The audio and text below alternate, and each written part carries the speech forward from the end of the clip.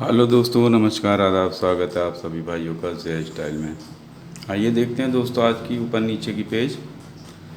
सबसे पहले देखिए, आज गुड्डा सर और शफीक सर की पतंग उड़ के और एक दूसरे के नीचे से ऐसे ऊपर नीचे हो गई।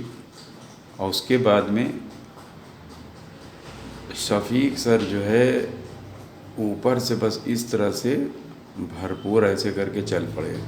ठीक है, देखिए ये जो इस तरह से जब चल रहे हैं तो गुड्डा सर जो है चक्कर दे रहे थे। चक्कर देते थे, जब देखा कि एकदम यहाँ पे करीब आ गए तो बहुत पावर से अंदर की तरफ इस तरह से खींच दिया और ये मारते ही चले गए। मारने के बाद में कट गई।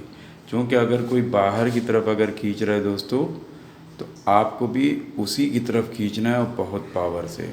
ठीक है, जिसमें अगर मान लिया कि अगर आप इधर उधर खींचते हैं तो फिर आपकी पतंग कटने का चांस है। लेकिन इस मुट्ठे पे, यानी इसको रुख बोलते हैं, ये रुख दे दिया गुड्डा भाई ने। तो उसके बाद फिर से दोस्तों दूसरी पतंग उड़ाई शफीक सर ने।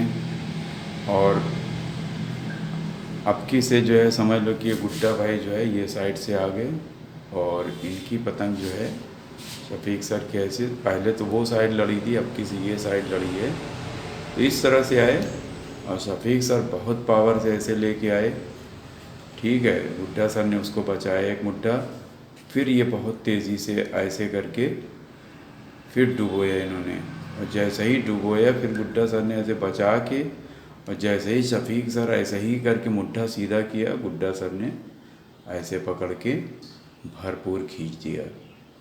तो इस प्रकार से आप नीचे से भी पतंग किसी की अगर काटना है तो आपको याद रखना है कि अगर कोई इस तरह से जब आपको मारता है गद्दा तो कोशिश करें पहले एक मुट्ठा उसको नीचे कर लें।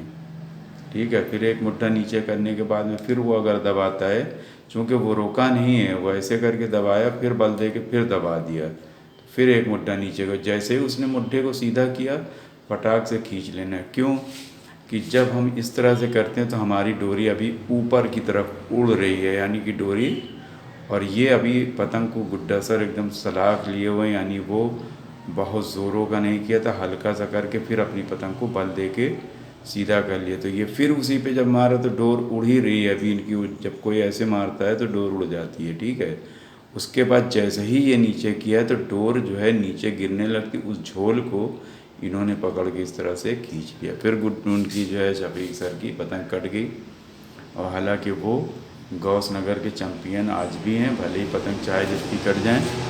फिर उसके बाद अब ये साइड से फिर शफीक सर उड़ा दिए, फिर गुड्डा सर ऐसे गए, ऐसे करके गए। शफीक सर बहुत तेज़ी से दोस्तों इस तरह से ऐसे आके मारने के लिए आए हैं, और गुड्डा सर इस तरह से बहुत तेज़ी से पावर से बाहर की तरफ अबकी से खींच दिया इन्होंने।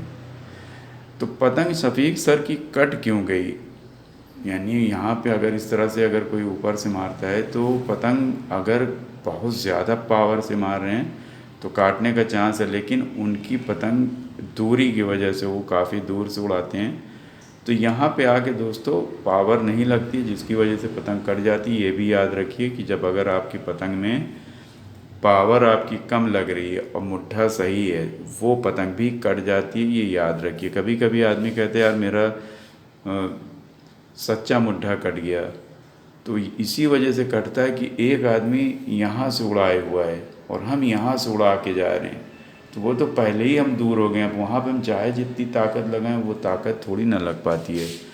तो कोशिश करें कि अगर दूर लड़ाना है तो सिर्फ वो पौना पतंग लड़ाएं। अगर कोई आगे से उड़ाया हुआ है तो सिर्फ वो पौना पतंग उड़ाएं और डोर निकाल के मंझे की कमी ना करें, तब फिर आप जाइए लड़ाइए। उसके बाद आप देखिए आपका नतीजा क्या होता है। तो देखते रहिए, सीखते रहिए। जय स्टाइल। शुक्रिया, धन्यवाद, जय हिंद।